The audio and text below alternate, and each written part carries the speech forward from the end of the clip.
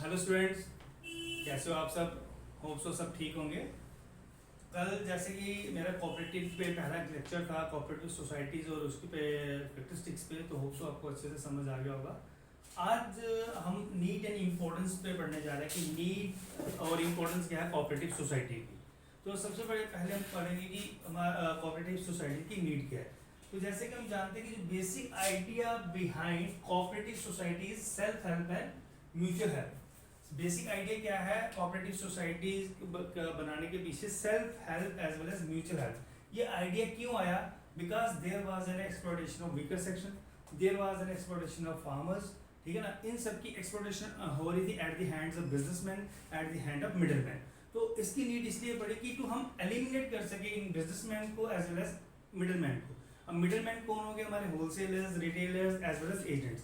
जो हमारा प्रॉफिट का शेयर था, जो शेयर हमारी वीकर सेक्शन की पॉकेट में जाना चाहिए था, वो सारा सरप्लस मनी इनकी पॉकेट्स में जाता था। वो चाहे वो दिन रात काम करते भी थे, फिर भी अगर हम बात करें तो उनके हाथ में कुछ भी नहीं आता था। वो ऐसा क्यों हो रहा था? क्योंकि there was no class consciousness. जैसे जैसे क्लास कॉन्शियसनेस आती रही तो मूवमेंट का जन्म भी होना शुरू हुआ। एक मूवमेंट नहीं, बहुत सारे मूवमेंट्स हुई। तो वो तो कोऑपरेटिव सोसाइटी उनमें से एक मूवमेंट है, ठीक है ना। जैसे अब इसका slow actually it was not a private sector. यहाँ आप कंपटीशन देखो एक दूसरे से। यहाँ जो बेस था इसका self help as well as mutual help. अब इसका मेन स्लोगन था each for all and all for each, ठीक है ना। अब हम कोऑपरेटिव सोसाइटी की नीड को मैं आपको समझाऊंगा एक एग्जांपल देके, क्योंकि अगर आपको वो एग्जांपल अच्छे से समझ आएगी तो आपको क्लियर हो जाएगा कि कोऑपरेटिव सोसाइटी की नीड हमें क्यों पड़ी। आपको हमें पता ही है कैपिटलिस्ट सोसाइटी का। कैपिटलिस्ट सोसाइटीज जो होती है उसमें कौन होते हैं? कैपिटलिस्ट लोग। कैपिटलिस्ट लोगों का मेन जो एम होता है टू अर्न द प्रॉफिट और exploitation of workers or you can see the weaker section. अब यहाँ एक बहुत ही जाने माने सोशियोलॉजिस्ट कार्ल मार्क्स ने बहुत अच्छे से समझाया है, और आपने उनके पर्सपेक्टिव को समझ लिया तो आपको समझ आ जाएगा कि कोऑपरेटिव सोसाइटीज का जन्म क्यों हुआ, उनकी नीड हमें क्यों पड़ी। अकॉर्डिंग टू कार्ल मार्क्स, जो कि बहुत बड़े सोशियोलॉजिस्ट थे, उन्होंने कहा कि दो ही क्लासेस होती है हमारी सोसाइटी में। एक वो class those who owns the means of production, and the means of production we mean to say land, labor, capital and money, and those who own the means of production exploit those who don't have the means of production.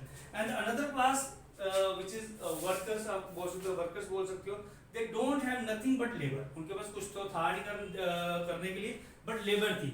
लेकिन अब होता क्या था, जिसके पास ये means of production होते थे वो इनको एक्सप्लॉइट करते थे। अब क्वेश्चन है कि ये एक्सप्लॉइट क्यों होते थे? एक्सप्लॉइट इसलिए होते थे कि there was no class consciousness among the workers. जैसे जैसे क्लास कॉन्शियसनेस आती रही, क्लास कॉन्शियसनेस मींस अवेयरनेस, जैसे जैसे अवेयरनेस आती रही कि हम एक्सप्लॉइट हो रहे हैं in the hands of this businessman, in the hands of this middleman, तो वहां क्लास स्ट्रगल का कॉन्सेप्ट आ गया। कार्ल मार्क्स ने कहा है क्लास स्ट्रगल जब तक नहीं होगी, जब तक आप अपने राइट्स को नहीं जानोगे, अपने आपको अवेयरनेस का नहीं पता चलेगा, तब तक सोसाइटी में चेंज नहीं आएगा। तो it is also like a reform movement. Reform movement और यू कैन से रेवोल्यूशन, बहुत बड़ा रेवोल्यूशन है। Revolution mean change. सोसाइटी में चेंज तब आता है जब आप किसी चीज के लिए मूवमेंट आती है। मूवमेंट तब आती है जब आप अपना आपको अवेयरनेस होती है कि आप किस क्लास में हो और आपको क्या आपके राइट्स है। जब तक आपको अपने राइट्स का पता नहीं चलता, आप जो बिजनेसमैन है या you can say the middleman है, उनके हाथों में एक्सपर्ट होते ही जाओगे। अब हुआ क्या कि ये जब इनको एक क्लास कॉन्शियसनेस आने लगी, इनको अपनी क्लास की अवेयरनेस पता चलनी शुरू होगी, तो अपने आप ही कोऑपरेटिव सोसाइटीज का जन्म हुआ। अपने आप ही हमें पता चला कि हमें ऐसी एक सोसाइटी की जरूरत है जहां हम एक दूसरे की हेल्प कर सके, अपनी हेल्प कर सके, और जो हमारा शेयर है वो हमारी ही पॉकेट में जाए, ना कि इन लोगों की पॉकेट में जाए। क्योंकि वो काम हम कर रहे हैं, वो मेहनत हम कर रहे हैं। जब मेहनत हम कर रहे हैं तो वो प्रॉफिट शेयर भी हमारी ही जेब में जाना चाहिए। होप सो आपको अच्छे से समझ आया होगा। अभी तो इसके मैंने आपको ओरिजिन और हिस्ट्री के बारे में बताऊंगा, लेकिन फिलहाल नीड के बारे में पता है कि नीड क्यों है। इवन आप ये देख सकते हो कि Robert Owen is considered as the father of cooperative movement. इसके बारे में हम डिटेल में पढ़ेंगे सो दैट आपको पता चल जाएगा ओरिजिन और हिस्ट्री इसकी क्या है।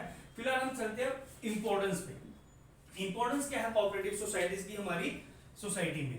अब इसकी मल्टी इंपॉर्टेंस है, उसी एक सेक्टर में इंपॉर्टेंस नहीं है, वो हम बताएंगे कैसे। जैसे आप यहाँ देख ही रहे होंगे, सबसे पहली इंपॉर्टेंस है it provides loan eight reasonable rates. ये क्या करती है? ये जो कोऑपरेटिव सोसाइटीज होती है ये आपको लोन प्रोवाइड करती है eight reasonable rates.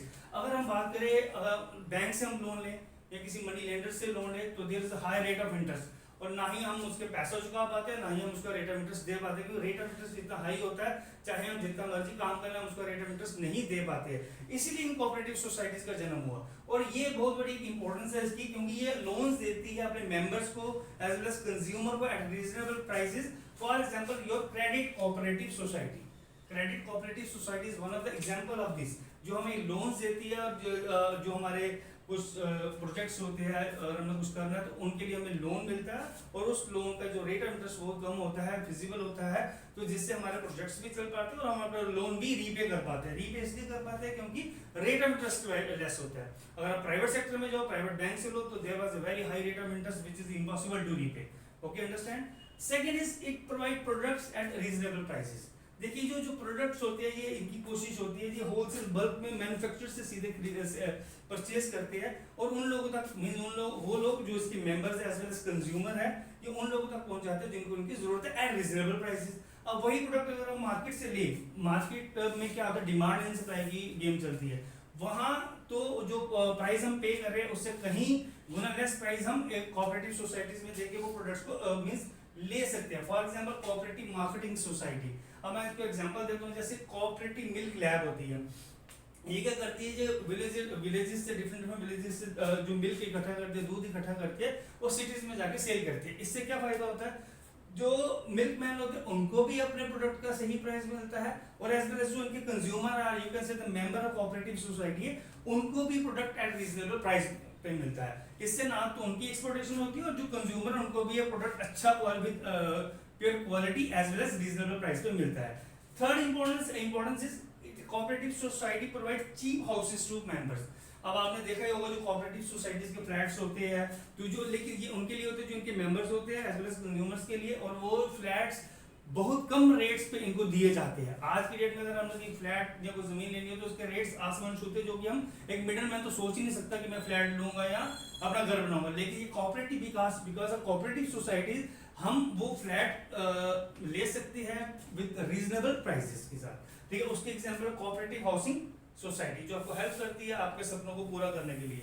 Another important जो इसकी है कोऑपरेटिव सोसाइटी की क्या है, it helps in employment generation. को तो है ही, एम्प्लॉयमेंट तो जनरेट होगी जब एक सोसाइटी बनेगी, वहाँ एक एम्प्लॉयमेंट जनरेट होगी, और उसी के साथ आपकी पॉवर्टी की रिडक्शन होगी। डेफिनेटली जब आपके पास पैसा आना शुरू हो जाएगा तो पॉवर्टी कहीं ना कहीं तो कम होना शुरू हो ही जाएगी। ठीक है ना, clear. And the last we can say the important last but not the least कि it prevent the weaker section from the your this businessman, big businessman, this middleman. सबसे बड़ी बात होती है जो वीकर सेक्शंस है उनका जो शेयर है, उनका जो लॉइन शेयर है वो उनको मिलना चाहिए, क्योंकि वो काम कर रहे हैं। पहले क्या होता था कि इनको एक्सप्लॉइट किया जाता था, क्योंकि इनको अवेयरनेस तो होती ही नहीं थी। अब बिकॉज ऑफ कोऑपरेटिव सोसाइटीज इनको अपने एक सोसाइटी बन गई है, यहाँ जो अपना कैपिटल कंट्रीब्यूट कर रहे हैं, और उस अपनी कंट्रीब्यूशन के अकॉर्डिंगली इनको वो रिटर्न्स भी आ रहे हैं। और सबसे बड़ी बात दिस इज सेल्फ रिस्पेक्ट। जो सेल्फ रिस्पेक्ट होती है वो आपको वहां नहीं देखने को मिलती थी। इन सोसाइटीज में ये जो हमारे जो मेंबर्स है, कंज्यूमर्स आप कह लो मेंबर्स, तो उनको एक सेल्फ रिस्पेक्ट मिलती है, इनको एक खुशी होती है। सबसे बड़ी बात तो यही सबसे बड़ी एक इंपॉर्टेंस है कोऑपरेटिव सोसाइटीज की। होप सो आपको एक लेक्चर समझ आएगा। कल हम चलेंगे टाइप्स ऑफ कोऑपरेटिव सोसाइटीज पे। Thank you.